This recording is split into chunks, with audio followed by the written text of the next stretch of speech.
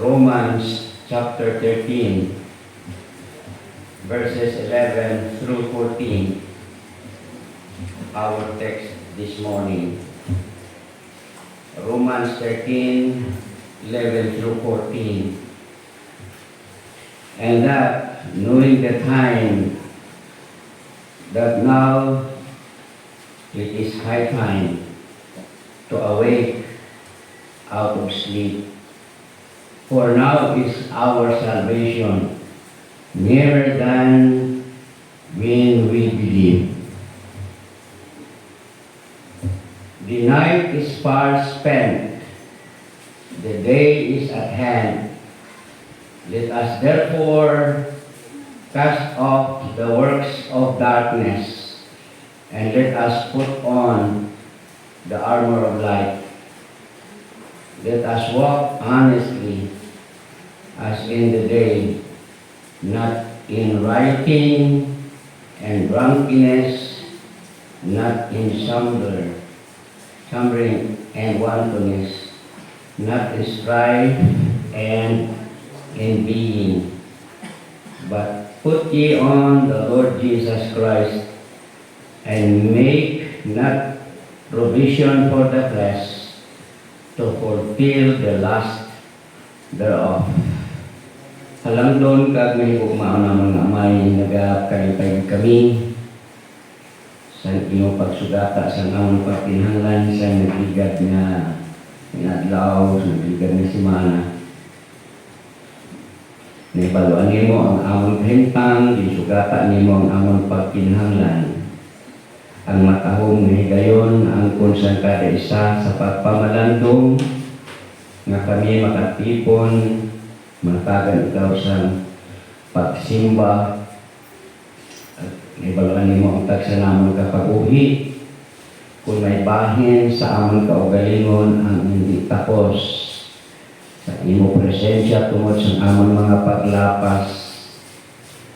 Salamat di Ginoo sa imo pulong reminding us to individually confess our failures, our sin before you, because you are faithful and just to forgive, to cleanse us from all unrighteousness. Thereby we can have a restored, wonderful fellowship with you moment by moment. Salamat din sa pag-ayon nimo sa among mga ginabatyag sa lawas. Salamat man sa paghatag nimo sa amon sa higayon nga makapamalandong sa imong pulong, pagkaon sa amon kalag, nagapalikon sa amon kabuhi, samtang ari pa kami sa sining kalibutan. Salamat sa mga palagitan-an nga imong ginhatag sa kada isa. Masugata ang mga pagkinahanglan sa panimalay, pinansyal, pisikal, kag mapasidunggan ikaw sa puso, kaalam, na angkon sa imong mga kaanakan, nga imong kabubuton matuman sa tagsa namang kapinabuhi. Yari kami karong maaga, halad namon sa imong among tagsa kakaugalingon, kapamalandong kami sa imong pilidon nga presensya. Salamat gid kay ang mga kababayan may kalipay sa pagkanta sa kahayag, kapawa, ang kunsang kalag tungod sa kay Jesus Christ gintuuhan hatag sa amon sa matahong nga paglaom. Salamat sa mga men, young people, every member of the church. Salamat Ginoo sa tagsa ka kabahin sa imo lawas ang imo iglesia. May mga personal needs kami sa imo kabubuton. Nilauman naman ini na matuman sa tagsa namang kakaugalingon. Amay kung may mga personal kami nga mga pagkinahanglan na sayod na ikaw sini sa imo katuyuan, sa imo bilidhon nga programa sa kada isa, mga galamiton, mga pagpakamaayos sa amon isip katawo, isan pa sa mga kaupudanan sa imo iglesia. Your blessings be upon us as we meditate on your words regarding one moment in time as we are living in this world. Sa among pagkabuhi, may itik. Tigana ikaw, lugar sa pagpakamaayo para sa tanan. Salamat gid sa imo kinaiya, katudlo sa among matagan ikaw sa paghimaya. Every moment, every time, ma-acknowledge sa kada isa ang imo kinaiya, ang imo character. Father God, thank you so much for this wonderful time together with the brethren. Your blessings be upon each one. In Christ's name, Amen.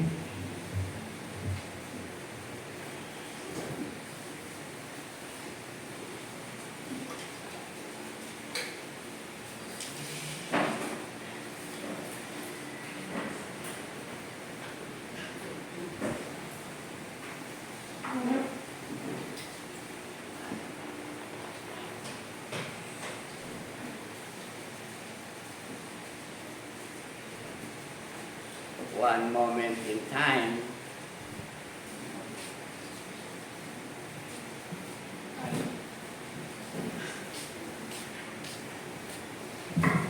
Mike, kamusta naman ang inyong simana nga nagligad?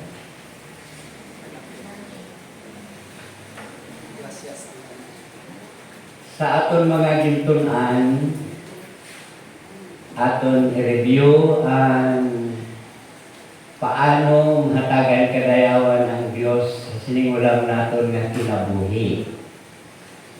Aton na matikdan sa Sunday School kaina, although late kami nag-abot, every time the character of God is revealed, He is glorified. Sa kada panahon, mapahayag ang kinaiya sa Diyos, matagan siya sa kadayawan. Karon na aga, one moment in time, pagpamalandungan naton. Ang hinungdanon nga sitwasyon sa aton pagpuyo sa sininga kalibutan. Hindi malikaw sa mga balita nga nag-aabot worldwide, 30 nagkasamo. Sa mga believers sa kada isa, karon diri, ang place of torment, ang lugar sa impyerno nga nag-aabot sa kabuhisang tao, karon lang ina ma-experiensyahan sa mga believers. Hell for the believers is at this moment in time. For the unbeliever, amo lang ini ang heaven sa ila. Amo lang ini ang langit. Kaya pagkatapos sini nga panahon, hindi na gila ma-discoveryhan ang katamis sa ginatawag nga heaven. So therefore, every moment in time, i-recognize natin ang atong tagsa ka-existence sa sininga kalibutan. For the past several thousand years, ang tao naga-experience ng kadulong, kasakit, ito sa pagkinabuhi, paningkamot, sa ano iyamuon. It's all because of the sin, sala nga nag-abot sa tao, pinaagi kay Adan. Kaghalin sadto, hasta subong, ang kadulong sa pag-nabu isang tao, dina-experience niya. Why is an exemption? Amo na nga sa nagpamalandong ang kada isa, sa sining sitwasyon, ining kadulong sa pagkinabuhi, ang mga bisan pa ang mga believers daw tulog. Alam mo na nagtulog? Tulog ng gising. Hindi alam, hindi tabalaan, ano na yung sitwasyon, subong. Pero tigida ka garot. Nasyon, nagabatok sa mga nasyon. Pakita sa YouTube, bombahan na Amerika, kaya ang ano na yung dito sa South America.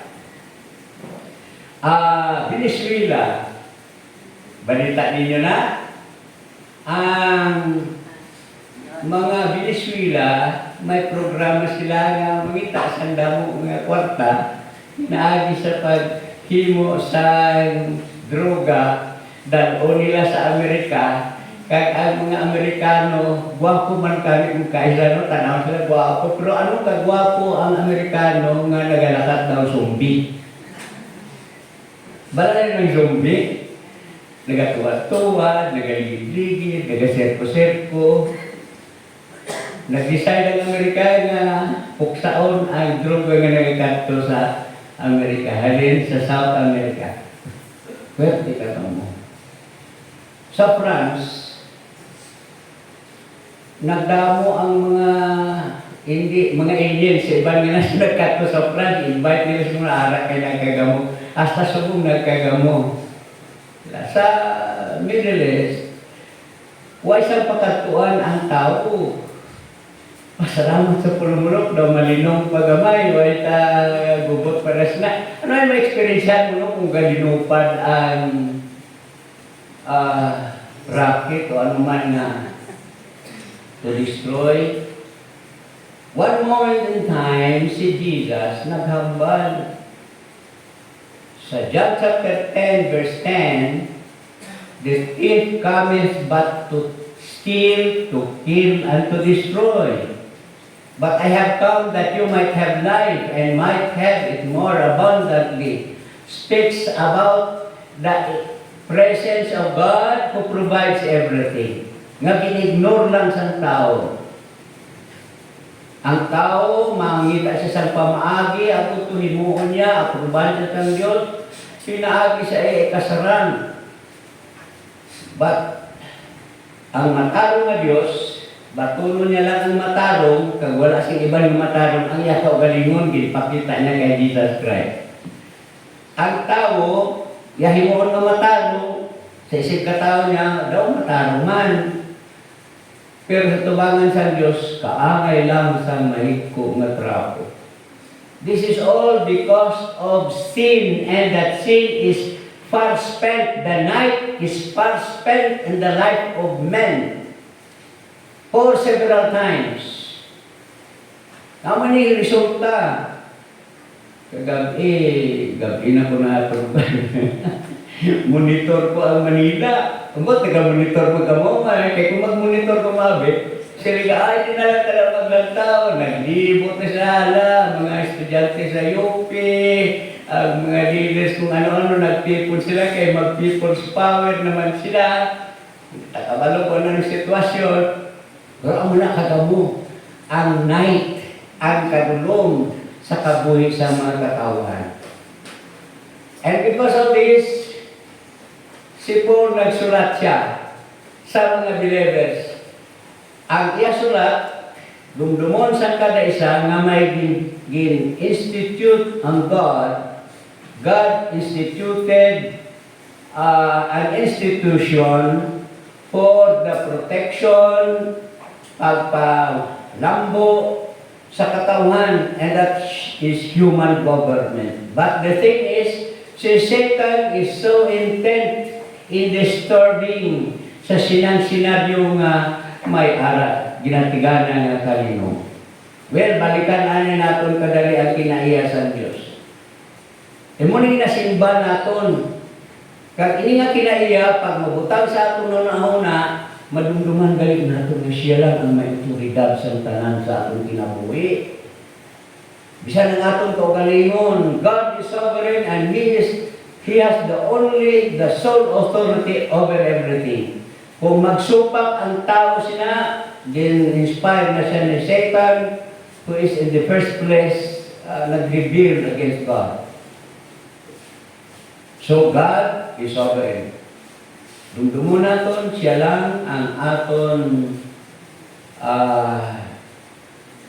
nagapanatiya.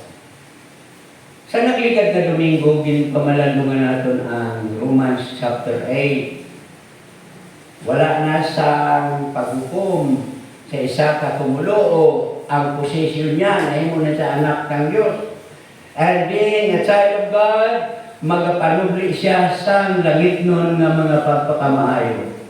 Kag nothing can separate that person from the love of God in Christ Jesus.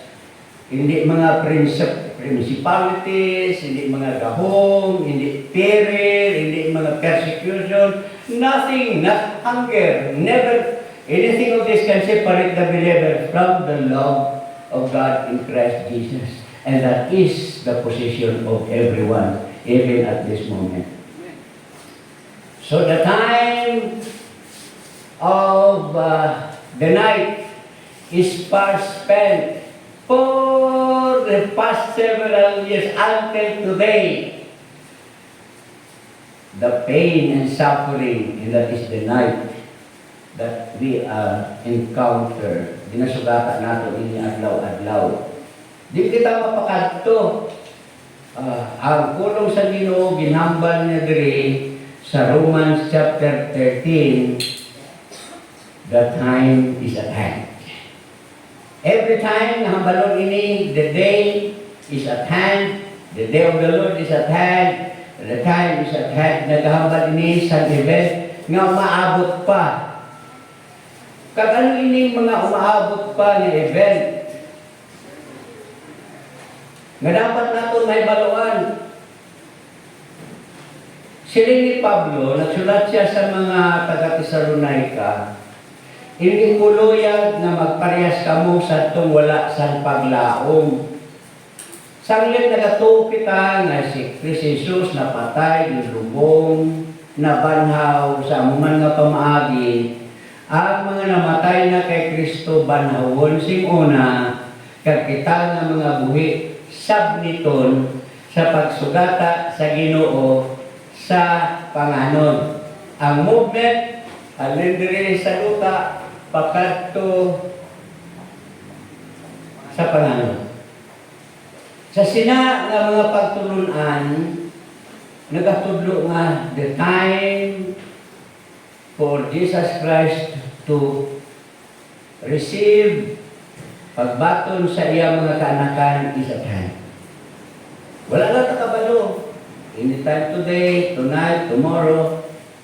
But one moment in time when sa ato natunan, pagkapuno na sa mga nagtuo, sufisyente sa itong mga nagrebuilde, nga kampo, mga anghel nagsunod sa kay Satan, kung pilato sila kalibo, wala na hibaluan. Pag napuno na to siya sa mga believers, that's the time we will be with the Lord. Ang maning ginaprepara kada isa subong. Bayaan na niway sa mabilin dinidiri. O kaysa hindi pa ta gusto mabatian siya ng mga pulong, pero ang ina ang handom sang unod. Sini dutan kung dinabuhi. Kaya ining lawas na atong ginakaboy subong, wala pa ni siya na ilisan. Ari padre ang nature of sin. The night has come. Far spent. Kag hasta subong nagakaboy kita sa sining. Mag-abot ang panahon, kung kuhaon na sa Ginoo ang iya mga kaanakan na tuman ang hambal niya nga magalakat ako kag mga preparat ng lugar para sa inyo. Sa oras na makapreparar na ako, magabalik ako at kuhaon ko kamo. Sa iya pagbalik, ini madulot nga lawas, sa isa ka pagpamisok, inisan hindi madulot. Kag amo ini ang pagpakita ni Ginoong Hesus sa kahimtang sa kabuhi sa isa ka tumulo. And so therefore, sa nagapamalalo kita sa adlaw, kag gabi, sa aton pagpanginabuhi sa nga kalibutan, nato ni paluan kung saan ko kita kuhaon. Kung kaisa kung magwalay gani o mag-exhort ako babal isning kung saan ko kita kuhaon, daw ako man gid ang una kuhaon ba? Kay ako man ang gulang-gulang na guro. Pero ay mo na pati gulangay. Kay may mga bata pa man nga madula na sini kalibutan, wala sa magbato sini nga kalibutan Si Rizal lang na bato. Pero dumdumon din sa kada isa, pag-abot sa panahon, paglaong naging tigana para sa mga believers. One moment in time, the rapture. Ang mga believers lang ang makabati sa trumpita. Ang iba niya hindi sila kabati. Kaya anong inahimo nila? Biglang sila nagkinagamos, kalibutan. Pwerte lang ang ilang panginabuhi sa kalibutan. Hindi nga kalibutan sa mga unbelievers. Amulang ang langit para sa ila. Pagkatapos nila ang kalisdanan mag-aabot. Pero sa mga believers, amulang ini ang hell nga may eksperyanta. Kung nag-antos kita subong, wala kita exempt sa mga trials, mga persecution, mga kagutom, kakapoy sa sininga kalibutan. But nevertheless, Paul have said, no one can separate us from the love of God in Christ Jesus, and that is permanent position that we have.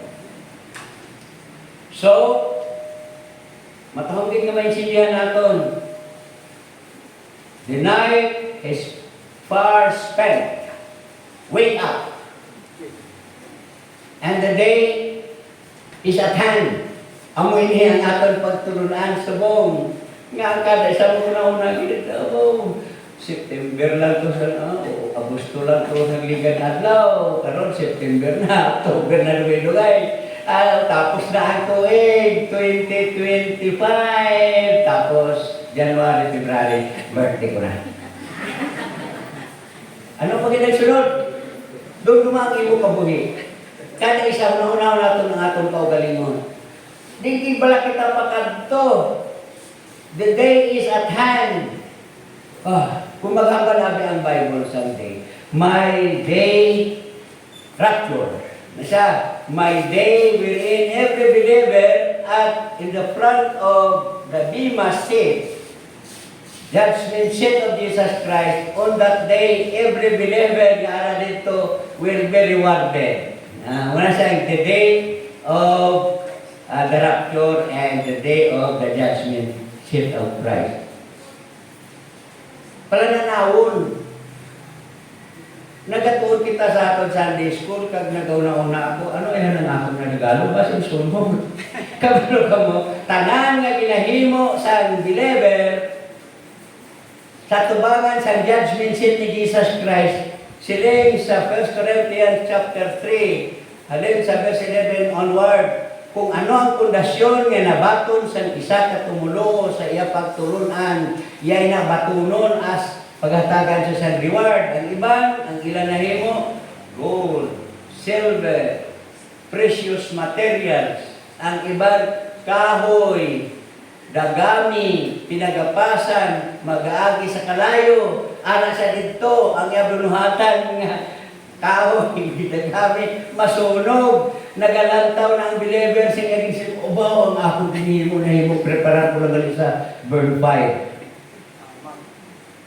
But for every believer in the Lord Jesus Christ na nagasunod sa kabubuton niya, sa pagmando sa balaan ng Espiritu, bisan pa ang iya pagpangamuyo, makahambal siya sa Ginoo, amay. Kaya ang Espiritu niya nabuhi, kaya ang Espiritu sa Diyos, magasiling sa iya, anak siya sa Diyos, ang katahom sa niya relasyon magapabilin, kag ang pagmando sa balaan ng Espiritu sa iya paghimo, maging gold, silver, precious materials. Naibaluan ni mo na, kaya ang konsensya sa isa ka believer, hagdong gid matagal kalayawan ang iamay ng iya Diyos. So at the judgment seat of Jesus Christ, everyone, hindi ni sa barkadahay.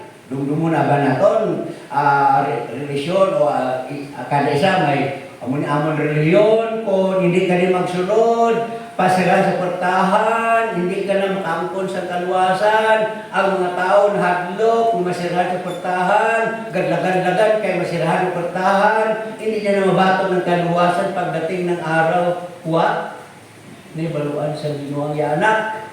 Ang akong mga anak, akong karnero, sinuing ni Ginoong Hesus, nakilala ko. Nagasunod sila sa akon, naghatak ko sa ila sa kinabuhi o na sa katapusan. Wala sa makabulag sa ila sa akon, ako kalamay isa lang. Kudo ano katahong sa ginambal ni Ginoong Hesus paglaom. Every time nga ang kada isa mag-atubang sa judgment seat ni Jesus Christ, one-on-one. Romans 14:12, each one will give account to God. God who is the author, who is the righteous one. His righteousness demands righteousness. Ang iya pagkamatarong, nagakinanglan sa pagpakamatarong, ang magahatag lang sa justisya nga ara pagkamatarong, mawang iya justisya. Pag silit sa justisya, may pagkamatarong makita ang pagkamatarong sa sinang nga tao. Balo-balo ka mo kung di naghalin na nga pagkamatarong nga ginangkol sa isa ka believer. Nabutang sa aton nunahuna ang isa ka matahong nga verse. Nga naghambal siya nga way sala, nahimo nga sad-an, ginlansan siya sa cross, agud ang bisan sino nga magtuo sa iya. The message of first importance, Christ died for our sins according to the scripture, was buried, rose again on the third day. Ina nga pagtuo, nagahatag sa iya sang dako nga kapuslanan sa pagkamatarong nga ginakinahanglan. Kay nga aman, ang pagkamatarong ara sa Dios nagpakita pinagi kay Ginoong Hesus, siya nga sala na imo sa ang gintuuhan, ang iya pagkamatarong nagtapik sa imo. Amo ni kabangdangan nga ang kada isa nagtuo becomes the righteousness of God in him. We do not become the righteousness of God because of what we do. Kaya kung ang aton kaayuhan, aton gumayo ang ginhimo, magkamatarong sa aton, nag-create lang na siya sa garbo, pride, and arrogance. And God cannot accept our human righteousness. Only the righteousness of Jesus Christ. Amo nang ginangkol sa kada isa. And that righteousness guarantees every believer to be at the judgment seat of Christ in that time.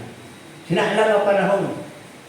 Ang wala na nagantos sa siningin hambal ni Joel, Prophet Joel, the day of the Lord will come. Mula pa natabo sa istorya, sa kabuhi, sa katawan. May kagamunahanin sa una, panahon pa ni, sa panahon ni Adan, pagkatto sa atong panahon subong.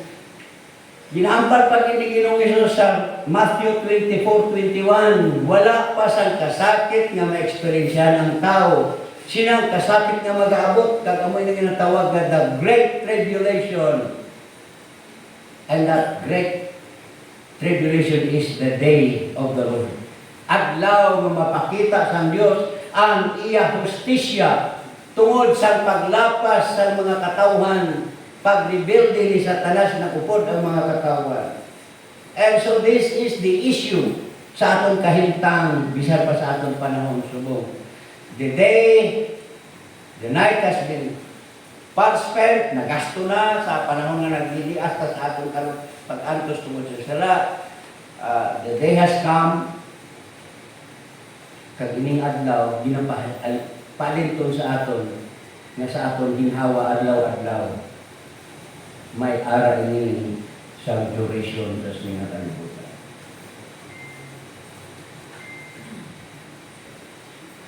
Samtang nagatudlo sinisipon, nga ara na ang adlaw, ang haytangan na siniwala, sa unbeliever, puro na nagabi, huwag na isang paglaom. Kalisdanan. Sa mga believers, ang gabi, nagapakita na ang bituon sa kaagahon, may ara kasanag na mag-aabot. Kaginang kasanag na mag-aabot, magatudlo sa kada isa. To put off, ubahon, dulaon, ang handom sa sininga kalibutan. Ano, pakita namin man rin sa kalibutan kung unang naunggit, labi naging kong kapatindog kabalay, no? Namin yung kapatid, may harap ka pag inapatindog, makuluyanan. Samtang ari pa ng tao diri, yan pa na tinanglanon. Pero pag wala na ang tao diri, agawan na siya sa mga mabili. The day of the Lord.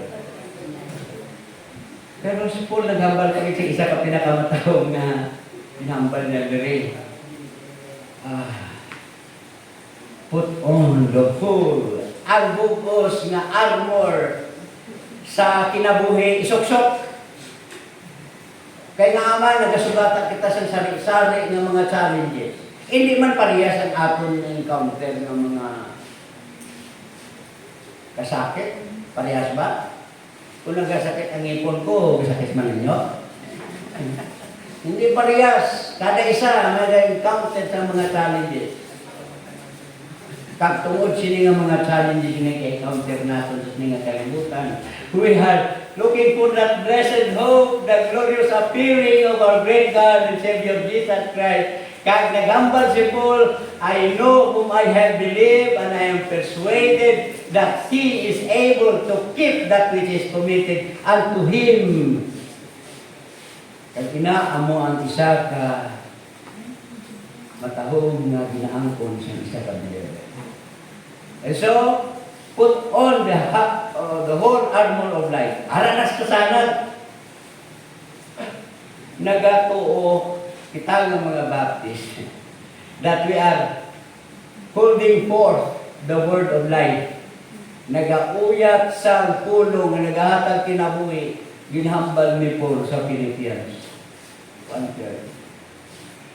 And as we put on the whole armor of life, ginbutang dira, alin sa ulo, pakato sa tiil. Ang kamatuoran, iwagkos. Ang pagkamatarong, ibutang dira sa dughan. Ang butang sa tiil, ang kalipay sa paglakat, sa pagsugid sa mayong balita ng Dinoon. Ibutang sa ulo ang helmet of salvation. Kung may mga baslay nga ginatirad, ibutang ang shield of faith. Ang pagtulunan nga ara sa isa ka believer, maghatag sa iya sa lako, nga kalipay nga may ara sa natunan. Ang problema lang sa mga believer so daw lipog. Pati na kami nga mga pastor.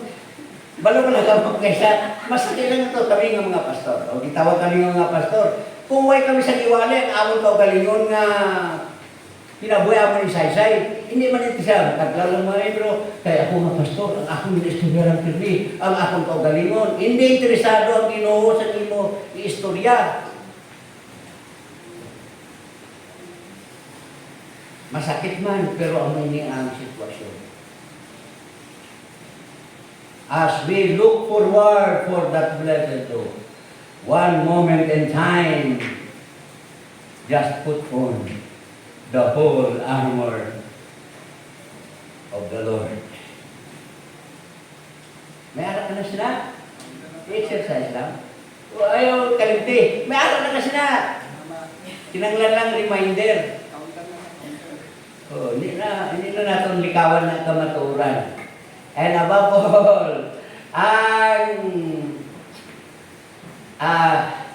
ano tawag sini ng pang-advance pangutra. Inaiwan, taminglan na siya. Ang pangutra, bala mo the sword of the Spirit that is in the believer. When the Spirit speaks about the righteousness of God, and the Holy Spirit is dwelling in every believer, hindi siya maghalida sa imo, ha? Kag amo ini siya maghahatag sa aton konsensya kung ang aton kabuhi anay ba magbatod sa pagpakamayo. Pero tawabi, daw gusto daw, hindi. Ano tawag na? Tulad butong, gusto ta sa pagkakamaya. Yet the Holy Spirit keeps on teaching the believer. Agod nga hindi masayang ang grasya sa Diyos, naghambal ni Paul. Because of God's grace, I am what I am. And His grace is not in vain. Yet I labor the more than anyone else. Yet not me, but the grace of God in the believer. The grace of God in Paul's life. The grace of God in your life. So therefore, as we put on the whole armor of God, to God be the glory, we are reminded When every time the righteousness of God is found, His justice will say, bless that righteousness. And that is the character of God. And God, who is omniscient, nakaibalo siya, nagakaigo, nga pagkinahanglan sa iya mga kaanakan. Because He is always faithful. And He is true. Kamatuuran ang ginahambal. Gapangita ang mga tao to sa taas o di na matuod. Tanan sila daw, mga kaguman. No, hindi mo kita ang kamatuhuran. Pero with God, as truth, we will always say, one moment in time, there is a moment wherein every believer will give glory to God. By being reminded of His sovereignty, of His eternal life that He provides in every believer, of His love for you, the divine love, agape love, wala ang iya pagigugma, nagarespeto sa kinaiya sa kada isa, ang iya justisya, His justice, that executes every blessing nga makita ang righteousness. Salamat sa Ginoo na hindi nga mga pagtulunan, one moment in time will give us the hope of being with the Lord forever. You know why? Again, si Paul, at this time, Jesus is interceding for each one of us. Nga tani, hindi lagi kita magsablay sa atong una-una, sa atong hinimo. Ara siya dito sa throne room of God. He is, Romans 8:34, Jesus right now is interceding for every believer. For you and for everyone. Sa atong kinabuhi sa Rome. Why? Agad to, may maluan tanga na, they can separate us from the love. That is, now, usiling niya sa mga taga-Ephesians, permigid natin ini ginapamatian. He, to Him who is able to do far more abundantly, beyond all that we ask or think. Nato ma-absal sa atong una-una. But to Him be the glory in the church and in Jesus Christ forever and ever and ever, something with eternal value. Hindi mga value sa aton isubong, kwarta may value man na siya. Kung anong baklon mo, anong mabakal mo, hindi nga value. Pero malaki lang na siya. At ka regalo, value na, di pa ka may regalo ka. Tapos na, magpugis na, why na value? Ano lang ang may value? Our relation with the Lord, that every believer in the Lord. Amoy ni kahit ang ari kita sa mong. Magkutunta na, nagkatuta si Manaw. Iba niya, tapos iba kay gusto na entertain, palakpakanay, o sayaw-sayaw. Nga daw ang Ginoo bala, gina-entertain. Ang Ginoo hindi interesado sa entertainment Ang Ginoo interesado sa pagkabuhi sa isa ka believer nga nagapamalandong sa iya pulong adlaw-adlaw. Why? Ang ilang pagpulong ang mga pabilin. Kag ang pulong yan ara sa tagsa naton kinabuhi. Amo ang aton pundasyon, kalimunan, paglaog. Ang tawag sini absolute assurance. The divine expectation nga sa kada sa aral na tayo. Pasalamatan tang Ginoo sa hulam nato nga kinabuhi. Why na si iban nga makahatag pagid sa mga limang tao, kundi mahibaluan lang sa kabuhi sang isa nga ara makita ang kinaya sa Diyos. He is sovereign, He is eternal, His love is forever, His justice will always execute, His righteousness demand, His justice reminds us, whenever there is righteousness, He is free to bless. because of that righteousness. He is omnipresent. Ari siya, nakaibalo siya. Who is omniscient. Yes, naibaluan niya. He is omnipotent. May ara ng silente ko, may ara ng Diyos na himuunin niya may mo. Kay omnipotent manayar siya. Ano na siya? Away siya, hindi siya kabalumagin mo sa sala. Tikaway siya sa sala. His omnipotence is the power that we need in our moment-by-moment existence. He is immutable, faithful. Bisan hindi faithful tayo umigo, God is always faithful. And He is truth. Every time this divine attributes of God is revealed in the life of a person, mano-mano, God is glorified. So therefore, my beloved brethren, we are reminded one moment in time. To God be the glory, giving us the opportunity to live a life as believers who have that blessed assurance. Let us pray. Father, thank you so much for this morning. We are reminded of a life that we should be awake for the time. The night has been far spent, the night of pain and suffering because of sin. The day has come that we will consider your presence in our lives. And we have to put off the work of darkness and put on the word of life that will shine the light of the world with Jesus Christ. Your blessings be upon each one as we continue to meditate on the message one moment in time for your glory and honor in Christ's name. Amen.